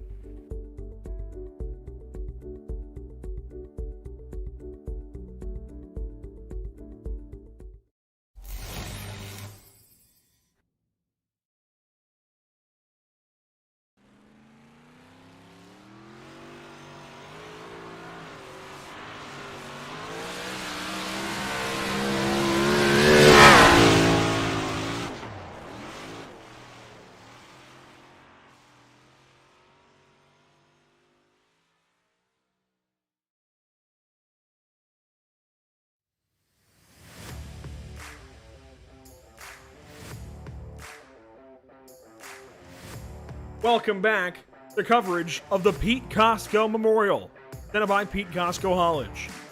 117 laps. Can you believe that, Joe? 117 laps to get it done here at Lernerville. I still cannot believe that A, we agreed to do this, and B, they got it done so quickly. What a day of racing here at the Lernerville Speedway. Yeah, it was pretty impressive that we got the whole way through that event as quickly as we did. I mean, there was a lot of really great racing from the start to the end. I mean, the track was younger at the start, and there was a lot more grip, but even when we got to the very slicked off ending stages of this race, everybody still had a ton of momentum and mechanical grip in these cars. They drove them really well and kept the racing action alive, but it was impressive to get as far into this race. So we had a couple miscues, had a couple yellows along the way, but hey, we still got those laps in, and it went pretty quick, and honestly, it just makes it more exciting to get ready for Volusia next time, but not quite there yet. Got to wait a week for it. Before 10th mile, Lernerville Speedway always plays host to great racing. Today, though, it plays host to Garrett Zacharias' first win in his first start in the BRP iRacing Series, buddy. It was not at all an easy road to victory. Only 2 laps led. You got it done on the final restart. How'd you get by Travis? Wow. I don't even know. The track must have rubbered up or something with this new tire model. And I was working a little bit higher. When I was behind him, I was kind of following him, and he was a little bit slower in the center than me. And I ended up just going up a little bit of groove higher. I said, screw it, we got one to go, why not try it? And it like rubbered up and just rolled right by him. It worked. I don't know how it did it, but it was an awesome race. Me and him were clean all night. I appreciate him as well for not running into me when I got next to him. Definitely a lot of fun. First start, I can't believe it, boys. And you were as low as 16th position. That's in the midst of the fray and all the craziness back there. How did you roll back through the field? How did you just politely kind of say, excuse me, pardon me, coming on through and get back up to the front? Yeah, like what you said, I rolled the top. I mean, I passed everybody on the outside, never went to the bottom. And I was really the only guy up there. Me and Brett Haas were stuck in the back there for a little bit. And he ended up getting in a jingle, but we were kind of rolling, following him, and then nobody was really up there. I mean, it was really me and Miller. That was about it. And I said, why not? Nobody's else up there. I mean, this isn't my best racetrack, but, we didn't go off the edge tonight, so I'll take it. And we just rolled around everybody, and really fun. Like really racy, too. Here you got a lot of fans out there in the Facebook chat that were cheering you on, really hoping you'd get this, and you got it. What about that last lap pass? Did you have anything in mind? What was the plan? The plan was, what I just told you. I was rolling around. I moved up a little bit of a half a lane up, and I said, it kind of feels good, and it worked. And when I rolled around him, I'm like, there's no way. There's no way this thing's going to roll around him like that. And I like these slick, blacked off racetracks. These are my best racetracks on the service anyways. And no, my plan was to see if I can get them and race hard to the checker, and we ended up getting them. And you mentioned the tire model being a little bit different. What's changed recently? We broadcasters, we get to see the release notes, but we don't always know exactly what it means. What does it mean to you as a driver? Really, this is my real life stuff. I'm doing a lot of real life stuff. I haven't been on iRacing in like 3 to 4 months, actually. This is one of my first races back, and I'm really surprised. I love the new tire model on this car, even though it's not too much of a change. It definitely, you saw it there. It works in the slick now, and you can get racing really hard too. Definitely. You guys got racing really hard there at the end. Fantastic finish here to our first race on the season, the Pete Cosco Memorial. Who makes it happen for you, Garrett? First off, Mark Keenan Performance. He took me on last season. We're good buddies from the real racing world. And my real sponsors, Mid-State Basement Authorities, Signworks Fleet and Graphics, Half-Axe Acres, Gaston iRacing paints for this awesome throwback scheme into a Mike Rod. Master K's Barbecue, Discrepsky Transports, Most Motor Engines for this power plant. This thing was a rocket ship tonight. And my mom and my grandma, they were in the Facebook chat you were saying, so that's pretty cool. And my dad's in the hospital right now with an aneurysm and a few strokes. We're trying to get him through that, so this one's for him, definitely. Wow, that's a lot there. Best wishes, and hopefully he gets well very, very soon. That is not something you ever want to have happen, obviously. Best of luck in that regard, and of course on the racetrack here, Garrett. Congratulations on the race win. We'll talk to you next week of Volusia. I appreciate it, boys. Let's have some fun this year. Absolutely. It was a lot of fun watching you guys. That's Garrett Zacharias finishing things up on point here at the Lernerville Speedway. Finishing second place at the number 71 is the number 22, my other favorite number, Travis Miller. He's alongside Joe Donahue. Yeah, we're going to get to talk to a guy we've talked to a couple times before. Travis, you got me? Yeah, I got you guys. There he is. Travis, it feels good to be back, and while maybe not at the very front end of this grid, a podium to start off the season's got to feel pretty good for you. Yeah, it's all right. I mean, it kind of sucked losing on the last lap like that.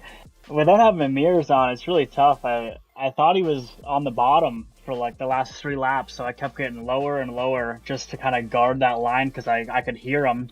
But I don't know. I guess iRacing sounds really just not that comparable. I thought he was on the bottom, and he literally just drove by me on the top. So unfortunate, but a podium's always good.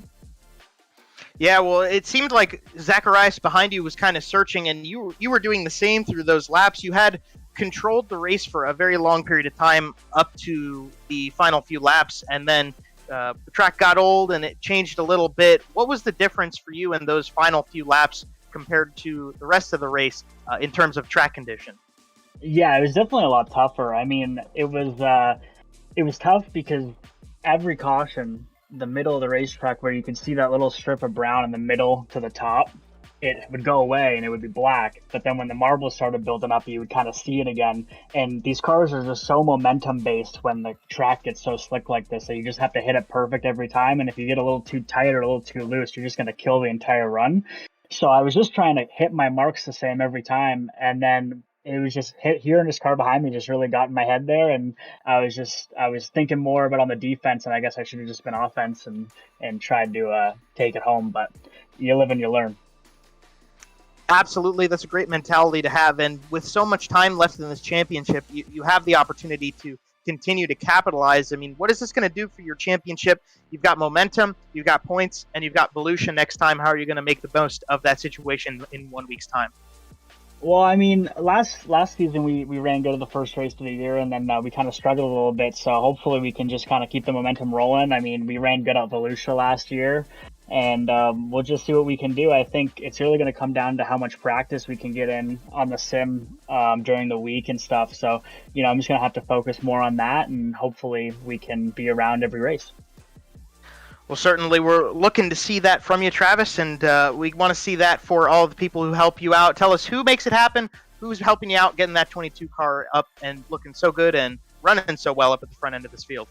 Yeah, I just got to thank Miller's Auto Detailing, MDO Designs for throwing out this throwback. It's a throwback to my 2013 Sportsman car that I ran. So I got a big thanks to him for replicating it, making it look pretty spot on, minus the different style number. But thanks to him, Beef Esports, Gasson's Auto Sales, Jam Performance, Beef for putting on the league. I know that there was a couple rough patches tonight, and but first race of the year we'll get them sorted out, and we'll have a good time the rest of the year. And thanks to you guys for putting this on. It's always fun. Absolutely, Travis, and we're looking to see big things out of you continuing throughout this season. Second place to start it off seems like a pretty good one. Be safe out there, have a good run, and we'll catch you next time at Lucia. Oh, yeah, just one more thing. Shout out to the Cosco Racing boys. I know that they're watching at home, so shout out to them. And, yeah, for sure. Thanks, guys. Have a good one. And you too. Yeah, the Cosco guys out here representing the Pete Cosco Memorial. Great cause. Great driver in P2. And, hey, we're going to hand it back to a great commentator, and he's going to talk to a new name in this series with the BRP guys. It's Brett Rawls. Take it away, Andrew. New name, a great finish for the number 17R of Brett Rawls. Brett, that was one heck of a view at the finish there at the end, but you had to come through the field a couple of times, had to really roll through this field, pun intended, and find your way. You were as low as 25th at one point. How did your race go from your point of view? Well, do you want the view from the tire side down or from the roof side up? Because the only thing I'm thankful for right now is that I ain't got to pay for this tomorrow morning. Hey, as long as it's family friendly, we'll take any view you want on it. But yeah, we saw a lot of cars up and over today. Obviously, you had to come through heat races, and you barely got the last transfer spot, in fact. 16th. Last transfer spot in that last heat race. What was it like, I guess, on the edge right there, trying to just make the race for this first race of the season, and knowing that you were so close to not making it? I mean, there's a lot of really talented guys out here. There's a handful of them from my local track of Ransomville, New York, that I can personally tell you are some real honest wheelmen, and there's just no room for error. I mean, I race with Dean Reynolds and a couple other guys in here on the weekly, and we're so used to racing with each other, and to find each other racing for the transfer spot here, it's like, all right, so we got a whole new different level of talent here. So honestly, I'm just pretty shocked that I made the feature, let alone to be able to put it in third for the podium. And you mentioned joining in with a bunch of guys that you already know from Real Racing or what have you that are in the area. You guys are mostly regional to kind of Southern Canada, New York, that area. What is that like, joining in with a bunch of guys you already know and a bunch of guys that you don't know but are also in the same area and might know guys that you know? How's that dynamic? Honestly, it's pretty cool. I mean, since then, I've moved down to Nashville, Tennessee, so I don't really get to go see these guys race on the weekly basis anymore. But, just getting to see guys like Ryan Susi, Kyle Wendt, Dave DePietro, my local guys like that, and be able to actually get out there and race with them on, iRacing when I don't get to go back home and see it on a weekly basis is, pretty cool. To be able to actually come out here and, get lucky enough to beat them on the first night, that's another little fun.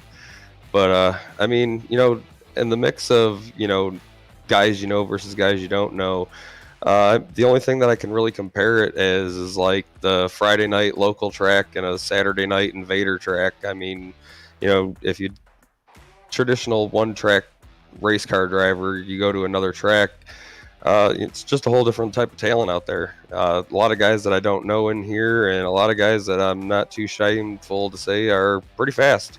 And I think it's going to be a really good championship. Can't wait to see how it goes. You at least get a pretty good head start on most of the competition. Third place tonight at Lernerville. Who makes it happen for you? First and foremost, I got to thank my brother Eric Tupper for designing this car for me.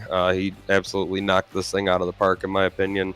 I got to thank my buddy Andrew Smith with Full Throttle Outdoors. Go ahead and check his videos out. Swan Setup Shop, Eastern Iowa Landscape, Extreme Modified Racing. I want to thank you guys for broadcasting this, and BRP for putting everything on for us, and everybody else that's out here racing on a weekly basis with us, and everybody watching from the stream. Hey, buddy, thanks so much for your time. Congratulations on the podium tonight, especially having to come back up from 25th at one point. Congratulations there. We'll be talking to you next week, hopefully, at Fallujah. Thanks. Have a good one. Brett Rawls finishing off in the bronze position, if you will, here, Joe. A lot of great storylines throughout the entire field. Here's your top 10. Starting off with your winner, Garrett Zacharias, absolutely stellar start to the season for him. Travis Miller, P2, great name. We've seen him get a lot of podiums in this series. Brett Rawls rounds out in third tonight with a great start to his run. Brandon Plank, all the way back up to fourth. What a recovery for Brandon. We saw him leading for so long, went over the berm, gets it back together, stays in the top five. Mike Wenner is going to round out the top five in that 23 machine. Tanner Correa in sixth, right behind him. Matt DeRitter, those two guys, they've raced those cars beside each other in the real world and iRacing. They go sixth and seventh. Andrew Clark, not the guy I thought he was originally. I messed him up with a 305 driver in the Midwest, but he does come home P8. Dan Sider in the 77, kind of a quiet day for him, rounds out ninth. And rounding out your top 10 is going to be Dennis Cardinal in car number 31. Last name, Dennis finishing 11th tonight. It's Gavin Eisel, bottom feeder, catfish, or whatever you want to call him. Really good run, just not a great finish there for the number 18. Dean Reynolds ends up 12th. A good recovery drive for Dean. Jamie Porter just keeps treading water, finishes 13th tonight. Joe Matthews. You would ask me earlier on, Joe, if Joe Matthews would have finished top 15 of this race, almost to the top half, I would have called you crazy. But Joe Matthews gets it back up to 14th position, just in front of Maxime Plant. And how about that margin between Maxime Plant and Tyler Joshambowski? Across the line, 1/1000th of a second of difference. That just might make our photo recap later this week, because that is incredible for 5th. Ryan Susi drops down to 17th. Very unfortunate there. Hopefully he can bring it back through the field and make some points back up this season. Davidson finished with Connor Ross, another heartbreak story, 19th, with Brett Haas 20th. Throw back to 21st on the grid. Richard Pereira had moments of brilliance, and unfortunately, by the end of this race, just got caught up in a couple incidents. Comes home 1 lap down. 2 laps down, the number 16 of Kyle Wendt was still chugging along, trying his best. Scott Fritz rounds out 23rd, 3 laps down. And then you've got a couple of these guys further back on the lap grid. Michael Hackett in 24th, Tyler Pachalski 25th, and Corby Daniels going to be the 26th and final finisher for the Pete Cosco Memorial here to start off this season of the big blocks in the BRP iRacing series. And what a way to start it off. A lot of great partners, a lot of great people here with the BRP iRacing series. Of course, Bicknell Racing Products, the namesake of the BRP iRacing series. MDR Designs, your one-stop shop for all things graphic design. Find them on Facebook, MDR Designs, helping you look the best you possibly can. And there's a lot of great stuff that comes out of that paint shop, if you will. And I have noticed a lot of great stuff popping into the real world as well from MDR Designs. Definitely go check out that Facebook page at the very least. Even if you don't need graphic design work, check them out. Give them a like on Facebook. Help support those who help support the leagues you watch. Jam Performance. The ad read that I have here is if you know, you know. I hear they rebuild shocks and Jam Performance. Joe Matthews putting together some great stuff. Glad they're back on for another season of support here with the BRP iRacing series, along with Linde, the largest industrial, medical, and specialty gas supplier in the world. Yes, that's right, in the world. Head over to lindedirect.com to find your closest location. Linde Gas and Equipment Incorporated. Let's not forget Creative Turnings, custom wood and acrylic pens, bowls, cutting boards, and more. Find them on Facebook and pick up the perfect present for the ones you love. Creative Turnings of Waterford, Connecticut. And look down there at that 6th logo in line, the Super Dirt Car Series. Northeast Premier Series showcasing the big block modifieds premier drivers. The ground-pounding, earth-shattering, window-rattling beast of the Northeast. It's the Super Dirt Car Series. To have had a chance to see some of the Super Dirt Car guys down at Cherokee not so long ago, in fact, a week ago tomorrow, for the prelude to the finals. That was really, really cool to see some of those guys go on down there, get a chance to race leading into the World of Outlaws World Finals, and to be able to have Super Dirt Car Series drivers along with the World Finals at all is really, really cool. A really special treat for those of us down here in the South that do not get to see big block modifieds very often, if at all. So really a cool treat to have seen a lot of those drivers down here, talked with them, kind of met them a little bit, learned some of the drivers to watch up north. And if I ever get a chance to go up north during the summer, you best bet I will be finding myself a Super Dirt Car Series race. That is on the bucket list for sure. A lot of great partners here at Pit Stop TV. Joe, you think you can work us through them? Yeah, I got you, Andrew. We'll start off with Tucson Sound Art. Your picture, your music. You provide the image you want. They create a beautifully framed, high-quality canvas with a built-in Bluetooth speaker. It's the gift you didn't know you need until you have it. And with the holiday season coming up, be sure to get onto their website. Use our promo code. Just enter PitStopTV at checkout. You'll receive 10% off your purchase. I'm telling you, keep it on your mind. That's a great holiday gift right there. We got to thank Permanent Makeup and Cryo in Maine. When it comes to your appearance, you deserve the best care that money can buy. With locations in Auburn, Lewiston, Naples, and Saco, Maine, Permanent Makeup and Cryo in Maine. The owner, Ashley Bullier, is certified in micropigmentation, and she and the rest of her team will provide professional, safe, and personalized services to you. You can contact them through permanentmakeupinmaine.com or call or text them even at their number 207-358-8683. We want to thank Whiplash Media, the specialized sim racing resource including all sorts of great stuff. Paint schemes, stream overlays, iRacing camera packs, so much more. The official graphic and camera provider of Pit Stop TV. You can grab all of your iBroadcast cameras and all your other needs today at www.pitstoptv.com. Great stuff over on that end. We have to thank BAM Racing Videos, by a race fan for the racing community. And I'll tell you, when you're just chilling at home, you don't have a big race to go see on the weekend, you don't have an iRacing broadcast here on Pit Stop TV to watch, a great way to spend your time and fulfill those needs as a racing fan to see some action. Go on to BAM Racing Videos on YouTube. Go watch back all those great races. There's races from the South, the Midwest, Northeast, all these great stuff. Dirt, ovals, street ovals, late models, sprint cars, just everything you could possibly want. I mean, I do it myself. Great camera work, great service, great videos. BAM Racing Videos.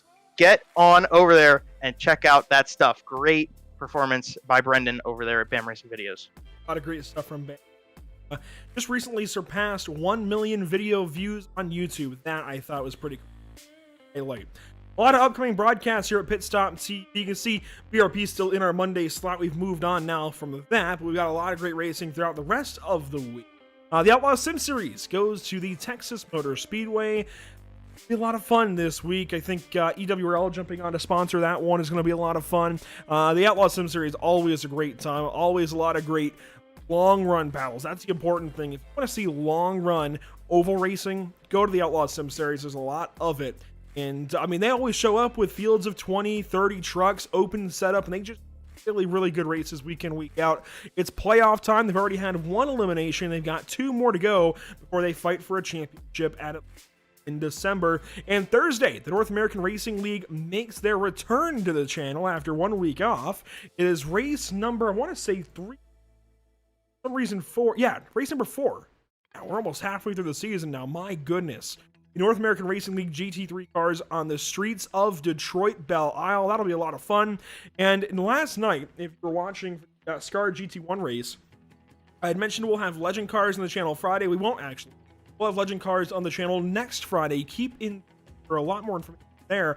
And Joe, there's a lot of places where fellows or the feminine term of regardless, where guys and gals alike can tune in and find a lot of information about Pit Stop TV, and it all happens over on social media. Yeah, absolutely. Pit Stop TV has an array of great coverage for all of these races and series. You can go to Facebook, facebook.com/pitstoptv. You just search up Pit Stop TV, comes up right and ready for you. Those sorts of updates throughout the event. You can catch the broadcasts. You can see information throughout the week. Talk to drivers even. That's a great place to go to communicate with more people about it. Go to Twitter for constant updates throughout the weekend, the races. Just look for the @pitstoptv_. You can go to Instagram, get some awesome screenshots throughout the event. That is @pit_stop_TV. You can get that constant stream of updates throughout the broadcasts and throughout the week to keep up with your favorite series. And of course, here on YouTube, youtube.com/c/pitstoptv1. That is where we get the big stream. That's where a lot of people come in to watch the live broadcasts, and a great place to keep up with the entire array of Pit Stop TV coverage throughout the weeks and get to keep up with the rest of us here at Pit Stop TV with these great broadcasts. A lot of great broadcasts to watch out for. Next week, the BRP iRacing series heads out to Volusia Speedway Park. That is going to be really cool to see these guys back at Volusia. Always puts on great racing. And I do want to mention one little nugget before we go here and get our final thoughts in, Joe. Last time around at Lernerville back in April with the late models, it was Travis Miller who made a late race pass on Maxime Plant. In fact, I believe it was on the last lap or within the last couple of laps on Maxime Plant to get that win. It was under the lights this time during the day. The track is all slicked out, very similar conditions. And now it's Garrett Zacharias passing up the number 22 of Travis Miller to get the win on the last lap. So what comes also goes. So what goes around comes around, if you will.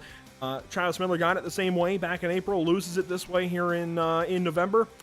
Just great racing. It's always great racing here in the BRP iRacing series.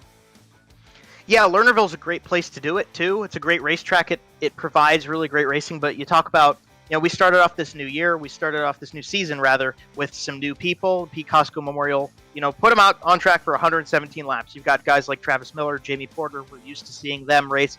And then you got guys like Garrett Zacharias and Andrew Clark, and names that we're not as familiar with the series. And you wonder, how is the racing going to go? Is it going to be competitive? Are those new names going to be able to keep up?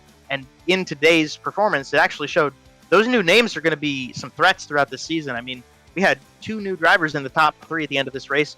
I think that's going to be something to keep up with all the way through the rest of this season. I would certainly have to agree. We'll have to watch out for all the newcomers in this series. Good thing is, we've got 13 more races to do it. Let's revisit that schedule very, very quickly here. Fallujah Speedway Park next week, then Lima Land Motorsports Park, Weed Sport Speedway, getting up into the Northeast finally with Weed Sport. That'll be a lot of fun. Knoxville Raceway in Iowa, race number 5, then Cedar Lake back up in the north, but the north of the Midwest, if you will, this time around. The USA International Speedway race number 7 on December 20th, the last race before Christmas of 2021. Then it's Kokomo, Volusia, Lanier. That I'm looking forward to Lanier specifically. Love that racetrack and that area in Brazelton, Georgia as a whole. Of course, Road Atlanta across the street gives me a great reason to love that area as well as Lanier Raceplex. The Bristol Motor Speedway in Bristol, Tennessee. Then the Fairbury Speedway in Fairbury, Illinois. Eldora Speedway and the dirt track at Charlotte wrap up the whole 14 race season. A lot of racing to look forward to here for the BRP Big Blocks. But that will do it. Race number 1 of 14, the Pete Cosco Memorial, goes down to Garrett Zacharias on the final couple of laps, just edging out Travis Miller. The official margin of victory, just over 3/10 when it was all said and done. Thank you so much for tuning in this evening. This has been a fantastic, fantastic showing of what these guys have to offer. Do not miss any of the upcoming races for the BRP iRacing. For all of Pitstop TV, Joe Donahue on the mic, Emerson Arden on our social media coverage tonight. Thank you so much for tuning in. We will see you next time. Have a great night.